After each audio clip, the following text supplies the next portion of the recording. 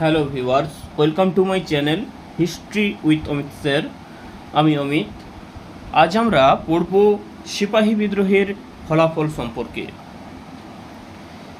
এর আগের অন্যান্য ভিডিওতে আমরা আলোচনা করেছি 1857 খ্রিস্টাব্দের বিদ্রোহের তথা সিপাহী বিদ্রোহের কারণ সম্পর্কে এবং আলোচনা করেছি সিপাহী বিদ্রোহের তথা 1857 খ্রিস্টাব্দের বিদ্রোহের প্রকৃতি বা চরিত্র সম্পর্কে।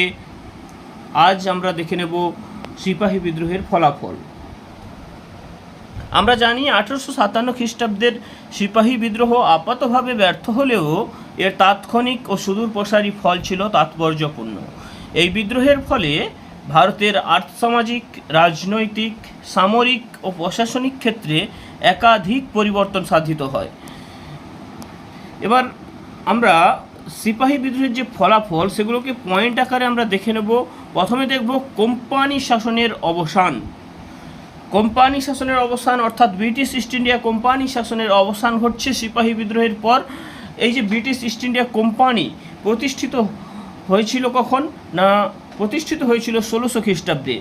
তৎকালীন সময়ে ইংল্যান্ডের কয়েকটি বণিক গোষ্ঠী একত্রিত হয়ে প্রতিষ্ঠিত হয়েছিল ব্রিটিশ ইস্ট ইন্ডিয়া কোম্পানি 1600 খ্রিস্টাব্দে। তারপর তৎকালীন রানী এলিজাবেথের অনুমতি নিয়ে ব্রিটিশ ইস্ট ইন্ডিয়া কোম্পানি ভারতে আসে। এই যে ব্রিটিশ ইস্ট ইন্ডিয়া কোম্পানি ভারতে এসেছিল তৎকালীন সময়ে প্রথম এসেছিল কোন বন্দরে? ভারতের সুরাট বন্দরে কিন্তু এসেছিল। তারা যে জাহাজটিতে করে এসেছিল সেই জাহাজটির নাম ছিল হেক্টর। হেক্টর নামে জাহাজে এসেছিল, মনে রাখবে। আচ্ছা, যাই হোক, মূল আলোচনার দিকে চলে যাওয়া যাক। কোম্পানির শাসনের অবসান পয়েন্ট।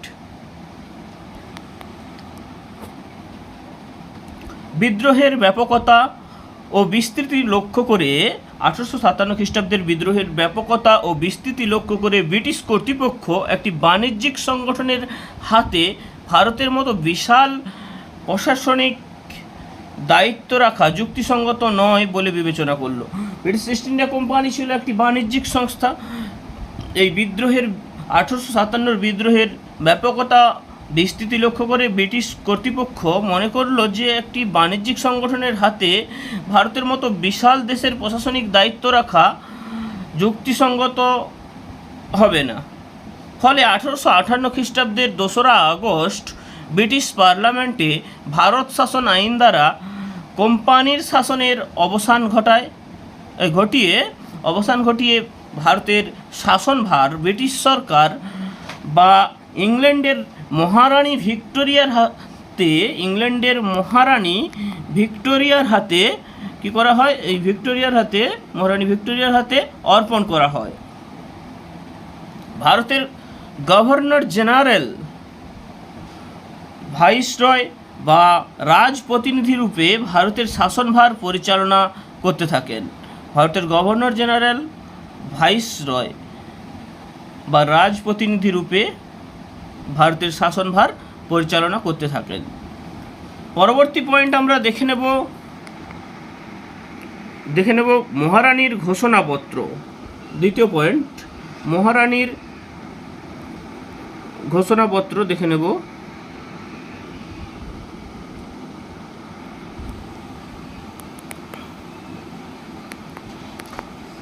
রানী ভিক্টোরিয়ার ঘোষণাপত্র দেখে নেব।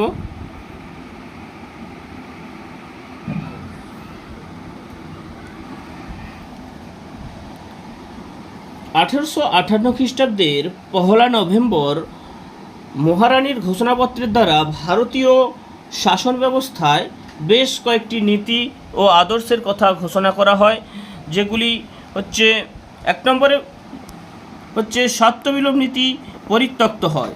লর্ড ডালহৌসি কর্তৃক সত্যবিলোপ নীতি ছিল, যে বলা হয়েছিল যে এই নীতিতে বলা হয়েছিল কোনো দেশীয় রাজ্যের রাজা অপুত্রক অবস্থায় মারা গেলে সেই দেশীয় রাজ্যটি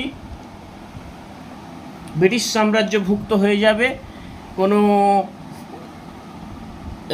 এবং সেই দেশীয় রাজ্যের রাজা কোনো দত্তক পুত্র গ্রহণ করতে পারবে না। যদি কোনো দত্তক পুত্র গ্রহণ করে তাহলে ব্রিটিশদের অনুমতি নিয়ে গ্রহণ করতে হবে। এই লর্ড ডালহৌসি চরম সাম্রাজ্যবাদী, ইনি হচ্ছে সত্যবিলোপ নীতির প্রবর্তক। এনাকে বলা হয় ভারতের রেলপথের জনক বলা হয়। যাই হোক, মহারানীর ঘোষণাপত্রের দ্বারা বলা হচ্ছে যে সত্যবিলোপ নীতি পরিত্যক্ত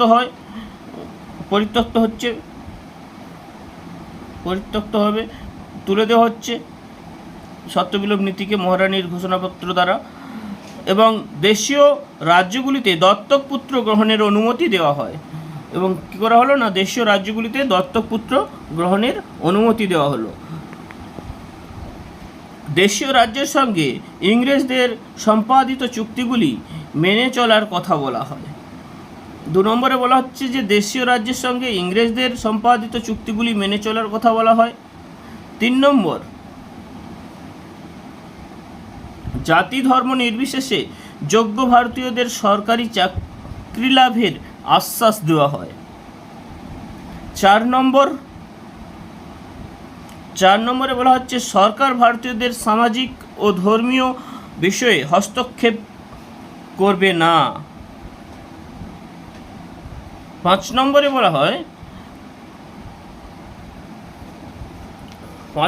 বলা হচ্ছে ব্রিটিশ সরকার ভারতে আর সাম্রাজ্য বিস্তারে আগ্রহ দেখাবে না। 6 নম্বরে বলা হচ্ছে গভর্নর জেনারেল বা ভাইসরয় দেশীয় রাজ্যগুলির উত্তরাধিকার সংক্রান্ত বিরোধের নিষ্পত্তি করবে। দেশীয় রাজ্যগুলির উত্তরাধিকার সংক্রান্ত বিরোধের নিষ্পত্তি করবে। এগুলো মহারানীর ঘোষণাপত্রে বলা হচ্ছে, আরও বিভিন্ন কিছু বলা হয়। পরবর্তী পয়েন্ট আমরা দেখে নেব শাসনতান্ত্রিক সংস্কার। শাসনতান্ত্রিক সংস্কার, শাসনতান্ত্রিক পরিবর্তন দেখে নেব, সংস্কার না পরিবর্তন। 1858 খ্রিস্টাব্দের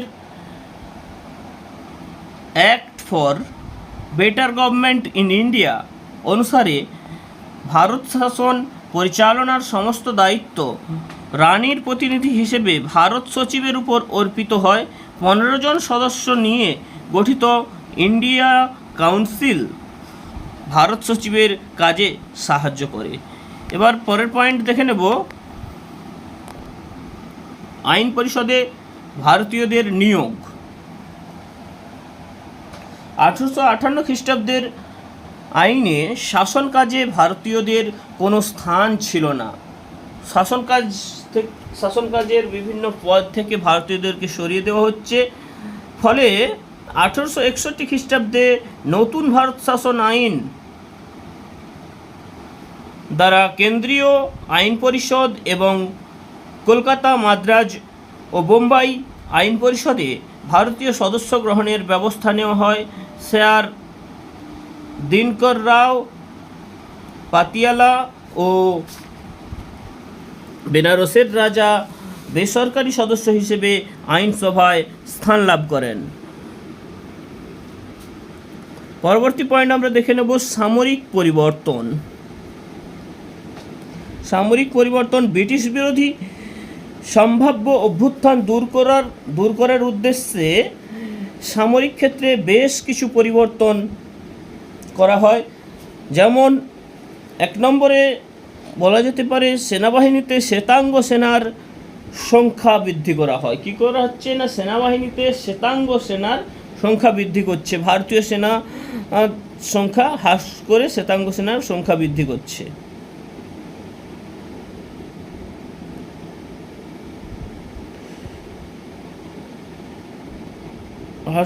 ভারতীয় শ্বেতাঙ্গ সেনাদের সংখ্যাটা বেশি করে বৃদ্ধি করছে, যাতে তারা কি করতে পারে না বিভিন্ন ব্রিটিশ বিরোধী অভ্যুত্থান বা বিদ্রোহ ঘটলে যাতে তারা দমন করতে পারে ভালোভাবে, তার জন্য। 2 নম্বরে সামরিক পরিবর্তনের ক্ষেত্রে 2 নম্বরে বলা যায় গোলন্দাজ বাহিনী সম্পূর্ণভাবে ইংরেজদের হাতে রাখা হয়। 2 নম্বরে কি পরিবর্তন ঘটালো না, গোলন্দাজ বাহিনী সম্পূর্ণভাবে ইংরেজদের হাতে রাখা হয়। 3 নম্বরে সীমান্ত রক্ষা ও আভ্যন্তরীণ শৃঙ্খলা রক্ষার দায়িত্ব ইংরেজ সেনার উপর অর্পিত হয়। 4 নম্বর, সামরিক উচ্চপদে ভারতীয়দের নিয়োগ না করার নীতি গৃহীত হয়। সামরিক যেসব উচ্চ পদ আছে সেখানে ভারতীয়দের নিয়োগ না করার নীতি গৃহীত হয়।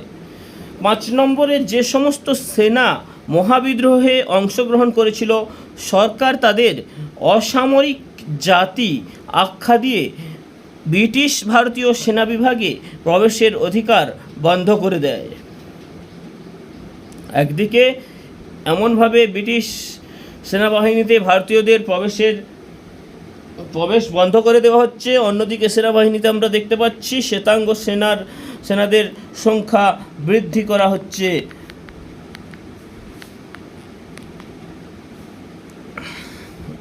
বৃদ্ধি করা হচ্ছে। 6 নম্বরে বলা হচ্ছে যে ভারতীয় সেনাদের মধ্যে যাতে ঐক্য বা জাতীয়তাবোধ গড়ে উঠতে না পারে সেজন্য ভারতীয় বাহিনীর প্রতিটি বিভাগে বিভিন্ন জাতি, ধর্ম ও বর্ণের সেনাদের নিয়োগের ব্যবস্থা গৃহীত হয় ইত্যাদি। মানে ভারতীয়দের মধ্যে যাতে জাতীয়তাবোধ গড়ে উঠতে না পারে তার জন্য প্রতিটি বিভাগে বিভিন্ন ধর্ম, জাতি, বর্ণের সেনাদেরকে রেখেছে। একই বর্ণ বা জাতির বা ধর্মের মানুষ যদি একসঙ্গে থাকে তাহলে তাদের মধ্যে জাতীয়তাবোধ গড়ে উঠবে খুব সহজেই, তার জন্য এমন কাজ করা হচ্ছে। পরবর্তী পয়েন্ট আমরা দেখে নেব মোগল সাম্রাজ্যের অবসান। আমরা জানি যে মোগল সাম্রাজ্য প্রতিষ্ঠিত হয়েছিল 1526 খ্রিস্টাব্দে জহিরুদ্দিন মোহাম্মদ বাবরের হাত ধরে। সেই মোগল সাম্রাজ্যের অবসান ঘটছে এই সিপাহী বিদ্রোহের পর। আমরা দেখতে পাচ্ছি যে মোগল সাম্রাজ্যের অবসান ঘটছে। মোগল সাম্রাজ্যের শেষ সম্রাট ছিলেন দ্বিতীয় বাহাদুর শাহ, শেষ শাসক এই দ্বিতীয় বাহাদুর শাহ। বিদ্রোহের পর সম্রাট দ্বিতীয় বাহাদুর শাহকে রেঙ্গুনে নির্বাসন দেওয়া হয় এবং তার পুত্র ও পৌত্রদের হত্যার মধ্য দিয়ে মোগল সাম্রাজ্যের অবসান ঘটানো হয়। এবার আমরা পরের পয়েন্ট দেখে নেব। মোগল সাম্রাজ্যের অবসান পয়েন্ট হয়ে গিয়েছে, এবার আমরা পরের পয়েন্ট দেখব।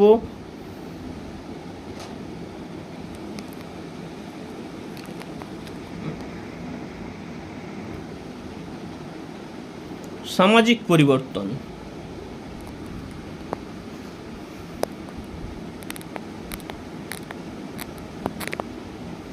সামাজিক পরিবর্তন দেখব। মোগল সাম্রাজ্যের অবসানের কারণে ভারতীয় মুসলমান সমাজ ইংরেজদের থেকে দূরত্ব বজায় থাকার নীতি গ্রহণ করে, কিন্তু পাশ্চাত্য জ্ঞানবিজ্ঞান লাভে উৎসাহী হিন্দু সমাজ দূরত্ব হ্রাস করায় মুসলিমরা হিন্দুদের থেকে সামগ্রিকভাবে পিছিয়ে পড়ে। এবার আমরা দেখে নেব মূল্যায়ন। ছোট করে মূল্যায়নটা দেখে নেব। সিপাহী বিদ্রোহের পর প্রকৃতপক্ষে ভারতে মধ্যযুগের অবসান ও আধুনিক যুগের সূচনা ঘটে। ইংরেজরা সাম্রাজ্যবাদী স্বার্থে ভারতীয়দের মধ্যে বিভেদমূলক উস্কানি দেওয়ার নীতি গ্রহণ করলেও পাশ্চাত্য শিক্ষায় শিক্ষিত মধ্যবিত্ত বুদ্ধিজীবী সম্প্রদায় তাদের স্বাধীনতা ও অধিকার সম্পর্কে সচেতন হয় এবং ধীরে ধীরে ভারতবাসীর মধ্যে স্বাধীনতা, গণতন্ত্র, জাতীয়তাবাদ ইত্যাদি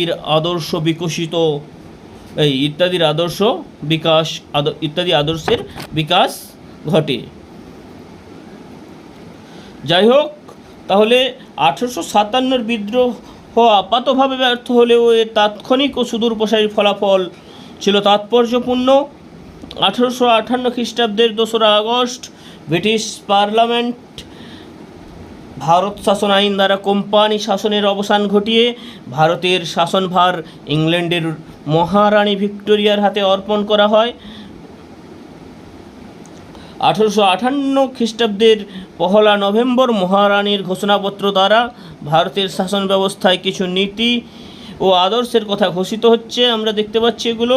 রানীর প্রতিনিধি হিসেবে ভাইসরয় ও 15 জন সদস্য বিশিষ্ট কাউন্সিল ও ভারত সচিবের শাসনভার ভারত সচিব 15 জন সদস্য বিশিষ্ট কাউন্সিল এবং ভারত সচিব ভারতের শাসনভার পরিচালনার দায়িত্ব পান। 1861 খ্রিস্টাব্দে ভারত শাসন আইন দ্বারা কেন্দ্রীয় আইন পরিষদ এবং কলকাতা, মাদ্রাজ ও বোম্বাই আইন পরিষদে ভারতীয়দের নিয়োগ করার ব্যবস্থা নেওয়া হয়। ব্রিটিশ বিরোধী অভ্যুত্থান দূর করতে কী করা হচ্ছে না, সেনাবাহিনীতে শ্বেতাঙ্গ সেনা সংখ্যা বৃদ্ধি করা হচ্ছে। এই সিপাহী বিদ্রোহের পরে বিদ্রোহীদের সম্রাট দ্বিতীয় বাহাদুর শাহকে রেঙ্গুনে নির্বাসিত করা হয় এবং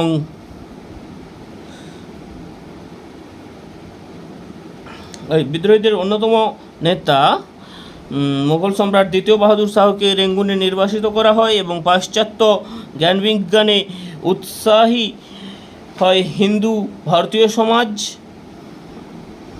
পিছিয়ে পড়া মুসলমান সমাজ ইংরেজ বিরোধিতার পিছিয়ে পড়ে মুসলমান সমাজ ইংরেজ বিরোধিতা করার জন্য তারা আস্তে আস্তে পিছিয়ে পড়তে থাকে। পরবর্তীতে পাশ্চাত্য শিক্ষায় শিক্ষিত মধ্যবিত্ত বুদ্ধিজীবী সম্প্রদায় স্বাধীনতা ও অধিকার সম্পর্কে সচেতন হয়। যেসব মূলত যারা পাশ্চাত্য শিক্ষা লাভ করেছিল মধ্যবিত্ত বুদ্ধিজীবী সম্প্রদায়, তাদের হাত ধরেই কিন্তু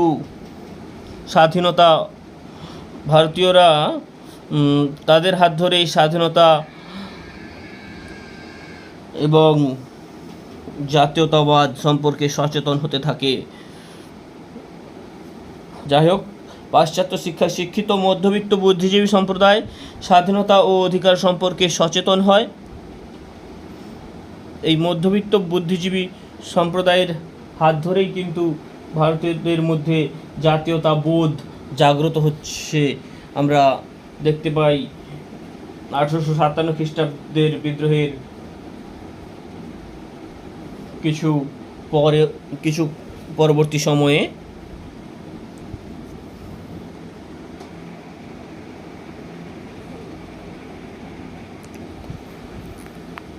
থ্যাংক ইউ। আজ এ পর্যন্ত। ইতিহাসের বিভিন্ন ভিডিও পাওয়ার জন্য আমাদের চ্যানেলটি সাবস্ক্রাইব করে রাখো। দেখা হচ্ছে পরের ভিডিওতে। ততক্ষণ সবাই সুস্থ থাকো, ভালো থাকো এবং সকলকে ভালো রাখো।